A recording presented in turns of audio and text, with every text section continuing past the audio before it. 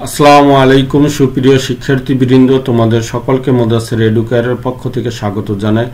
আজ আমরা পেসেস নারেশনের অত্যন্ত গুরুত্বপূর্ণ এবং সহজ একটি টপিক নিয়ে আলোচনা করব। আমরা প্রায় পেসেস নারেশনে ইনভার্টেড কমার মধ্যে ইয়েস দেখতে পাই, আবার অনেক সময় দেখি ইয়েস এর পরে ইয়েস ছাড়া আরো অতিরিক্ত কোনো তথ্য বা বক্তব্য আছে। তখন এই শুধু যদি ইয়েস থাকে তাহলে ইয়েস যুক্ত ডাইরেক্ট স্পিচটাকে কিভাবে ইনডাইরেক্ট স্পিচে পরিবর্তন করব, এবং ইয়েস এর সাথে যদি আরো কোনো বক্তব্য থাকে তখন এই ডাইরেক্ট স্পিচটাকে কিভাবে ইনডাইরেক্ট স্পিচে পরিবর্তন করব, তা আমরা তা অত্যন্ত সহজভাবে করার চেষ্টা করব ইনশাল্লাহ। ইয়েস যুক্ত ডাইরেক্ট স্পিচকে ইনডাইরেক্ট স্পিচ করার নিয়ম: ইয়েস শুধু যদি সেন্টেন্সের মধ্যে অর্থাৎ ইনভার্টেড কমার ভিতরে যদি শুধু যদি ডাইরেক্ট স্পিচ ইনভার্টেড কমার ভিতরে ইয়েস থাকে তখন কি করতে হবে? রিপোর্টিং ভার্বের সাবজেক্ট দিতে হবে এবং ইয়েস এর জন্য রিপ্লাইড ইন দ্য অ্যাফার্মেটিভ দিতে হবে। এখন ইয়েস এর পরে যদি আরো কোনো বক্তব্য থাকে তখন এই ইয়েস এর পরে যে অতিরিক্ত যে বক্তব্যটা আছে এই জন্য কি করতে হবে? প্রথমে যে ইয়েস এর জন্য রিপোর্টিং ভার্বের subject plus replied in the affirmative এটা দিয়ে দিতে হবে। তারপরে অতিরিক্ত যে বক্তব্য আছে এই জন্য কি করতে হবে? এই অ্যান্ড দিয়ে দিতে হবে। অ্যান্ড দেওয়ার পরে বাকি যে অতিরিক্ত বক্তব্যটা, এই বক্তব্যটা যদি এমন হয় যে অ্যাসার্টিভ সেন্টেন্স হয় তাহলে অ্যাসার্টিভ সেন্টেন্সের নিয়ম অনুসারে পরিবর্তন হবে, আর সেন্টেন্সটা যদি ইন্টারোগেটিভ হয় ইন্টারোগেটিভ সেন্টেন্সের পরিবর্তন নিয়ম অনুসারে পরিবর্তন হবে, অর্থাৎ সেন্টেন্সটা যে ধরনের থাকে ওই অনুসারে পরিবর্তন হবে। পুনরায় রিপোর্টিং ভার্বের সাবজেক্ট দিতে হবে না। তাহলে আমরা এখন উদাহরণের মাধ্যমে বিষয়টি পরিষ্কার করার চেষ্টা করি। অর্থাৎ রাইসা সেড ইয়েস, এই ডাইরেক্ট স্পিচে শুধু ইনভার্টেড কমার ভিতরে ইয়েস আছে, তখন আমরা ইনডাইরেক্ট স্পিচ কিভাবে করব? আমরা এই রিপোর্টিং ভার্বের সাবজেক্টটা দিয়ে দিব। রিপোর্টিং ভার্বের সাবজেক্ট দেওয়ার পরে ইয়েস এর জন্য রিপ্লাইড ইন দ্য অ্যাফার্মেটিভ দিয়ে দিলাম। আমরা দ্বিতীয় বাক্যটি করার চেষ্টা করি। Fatema said to me yes I have finished the work. তাহলে ফাতেমা সেড টু মি, এই জায়গায় রিপোর্টিং ভার্বের সাবজেক্টকে ফাতেমা, আর যে ইয়েস আছে ইয়েস এর জন্য রিপ্লাইড ইন দ্য অ্যাফার্মেটিভ। এখন নতুন করে চিন্তা করতে হবে, এই যে I have finished the work আছে, ইয়েস এর পরে যে অতিরিক্ত কথাটা আছে, অতিরিক্ত এই বাক্য থাকার কারণে আমার কি করতে হবে? এর মধ্যে একটা অ্যান্ড দিয়ে দিতে হবে। অ্যান্ড দেওয়ার পরে যে বাক্যটা যদি অ্যাসার্টিভ সেন্টেন্স হয় তাহলে অ্যাসার্টিভ সেন্টেন্সের নিয়ম অনুসারে ইন্টারোগেটিভ ইন্টারোগেটিভ সেন্টেন্স যে ধরনের থাকে অনুসারে পরিবর্তন হবে। তাহলে এই সেন্টেন্সটা অ্যাসার্টিভ সেন্টেন্স, তাহলে অ্যাসার্টিভ সেন্টেন্সের রিপোর্টিং ভার্ব কি বসবে? সেড বসবে। তারপরে আমরা কি দিয়ে কনজাংশন করব? দ্যাট দিয়ে কনজাংশন করব। দ্যাট দিয়ে কনজাংশন করার পরে এখন এই যে রিপোর্টেড স্পিচটা I have finished the work আছে, আই ফার্স্ট পারসন এবং এটা সাবজেক্ট প্রোনাউন। প্রথমত এটা ফার্স্ট পারসন, আর ফার্স্ট পারসন পরিবর্তন হয় রিপোর্টিং ভার্বের সাবজেক্ট অনুসারে। দ্বিতীয়ত আমার চিন্তা করতে হবে এই আইটা মূলত কোন পজিশনে আছে? আই আছে মূলত সাবজেক্ট প্রোনাউনে। তাহলে এই ফাতেমার সাবজেক্ট প্রোনাউন কি? ফাতেমার সাবজেক্ট প্রোনাউন শি, আমি শি দিয়ে দিলাম। এখানে হ্যাভ, এই ভার্বের পরিবর্তন হবে, হ্যাভ পরিবর্তনে হ্যাড হবে, আর কোনো পরিবর্তন হবে, ফিনিশডের পরিবর্তন হবে না, দি ওয়ার্কের পরিবর্তন হবে না, তাহলে ফিনিশড দিয়ে দিলাম, দি ওয়ার্ক দিয়ে দিলাম। তৃতীয় বাক্যটিতে আছে the boy said to the teacher yes sir I can do the work. এই বাক্যটিতে আবার ইয়েস এর পরে যে প্রথম বাক্যটিতে শুধু ইয়েস আছে, দ্বিতীয় বাক্যটি ইয়েস এর পরে I have finished the work, অর্থাৎ ইয়েস এর পর আরো বক্তব্য আছে। তৃতীয় বাক্যটিতে ইয়েস এর পর স্যার আছে এবং আরো বক্তব্য আছে। তখন আমরা কিভাবে করব দেখি। প্রথমে আমরা কি করি? রিপোর্টিং ভার্বের সাবজেক্ট ইয়েস তো আছে, এই জন্য কি রিপোর্টিং ভার্বের সাবজেক্ট, আবার এই যে ইয়েস আছে এই জন্য রিপ্লাইড ইন দ্য অ্যাফার্মেটিভ দিয়ে দিলাম। এখন এই যে যেহেতু স্যার আছে, স্যারের জন্য আমরা কি উইথ রেসপেক্ট দিয়ে দিলাম। এবং এই যে I can do the work, এটা একটা অ্যাসার্টিভ সেন্টেন্স। এই যে অতিরিক্ত যে কথা আছে এই জন্য অতিরিক্ত বক্তব্য থাকার কারণে আমরা অ্যান্ড দিয়ে জোড়া লাগালাম, আর এটা যেহেতু অ্যাসার্টিভ সেন্টেন্স এই জন্য আমরা সেড দিয়ে দিব রিপোর্টিং ভার্ব, আর কনজাংশন করব কি দিয়ে? দ্যাট দিয়ে। আর আই পরিবর্তন হবে কি? আই ফার্স্ট পারসন পরিবর্তন হবে রিপোর্টিং ভার্বের সাবজেক্ট অনুসারে।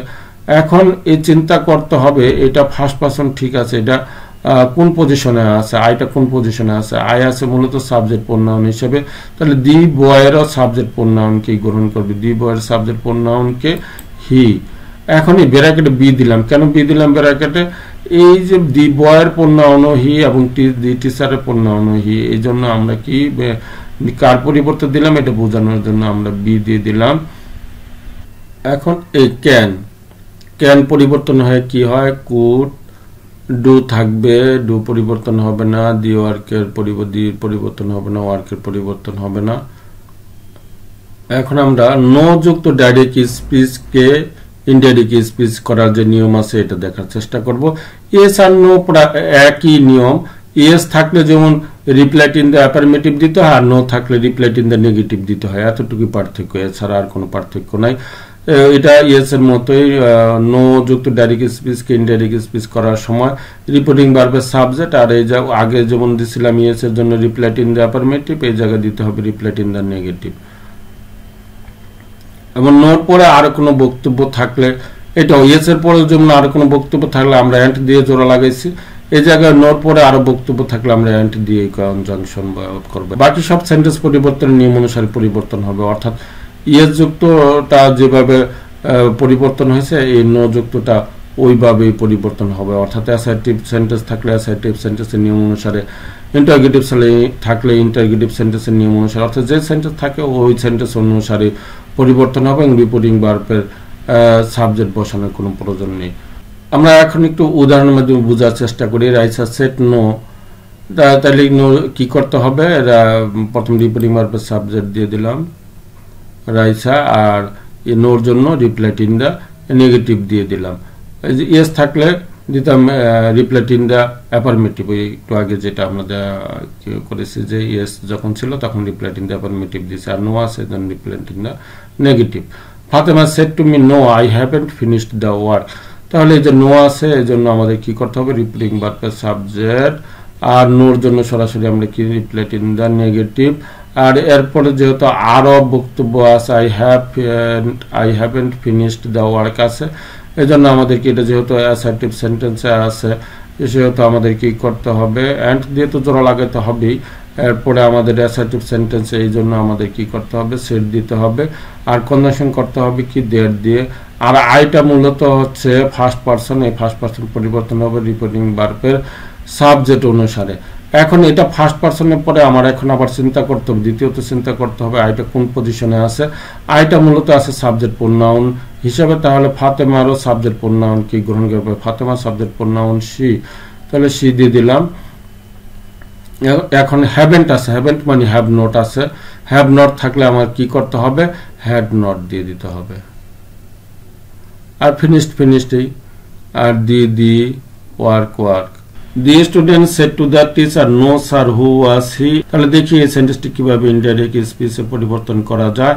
নো আছে যেহেতু সেহেতু আমাদের কি করতে হবে, সাবজেক্ট দিয়ে দিতে হবে, সাবজেক্টের পরে নোর জন্য রিপ্লাইড ইন দ্য নেগেটিভ দিতে হবে, আর এই যে স্যার আছে স্যারের জন্য আমার কি করতে হবে, উইথ রেসপেক্ট দিতে হবে, এবং এই সেন্টেন্সটা যেহেতু ইন্টারগেটিভ সেন্টেন্স আছে সেহেতু আমাকে কি করতে হবে, ইন্টারগেটিভ সেন্টেন্স থাকে আর যে সেন্টেন্সই থাকে অতিরিক্ত কোনো বক্তব্য থাকলে অ্যান্ড দিয়ে জোড়া লাগাতে হবে, আর যেহেতু এটা ইন্টারগেটিভ সেন্টেন্স তা সেহেতু আমাকে কি করতে হবে, আস্কড দিতে হবে, আস্কড দেওয়ার পরে কনজাংশন করতে হবে হু দিয়ে। কেন হু দিয়ে করলাম, কারণ এটা ডব্লিউএস কোশ্চেন, হু দিয়ে এই প্রশ্নটি শুরু হয়েছে এই জন্য আমরা হু দিয়ে দিলাম।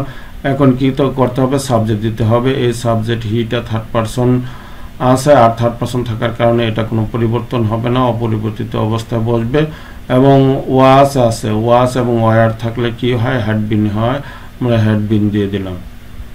শুরু থেকে শেষ পর্যন্ত আমার এই ক্লাসটি মনোযোগ সহকারে দেখার জন্য তোমাদের সকলকে আন্তরিকভাবে ধন্যবাদ জানাচ্ছি। আশা করি তোমরা এই বিষয়টি ইয়েস এবং নো যুক্ত ডাইরেক্ট স্পিচটি কিভাবে ইনডাইরেক্ট স্পিচে পরিবর্তন করতে হয় তা তোমরা সুস্পষ্ট একটি ধারণা পেয়ে গেছো।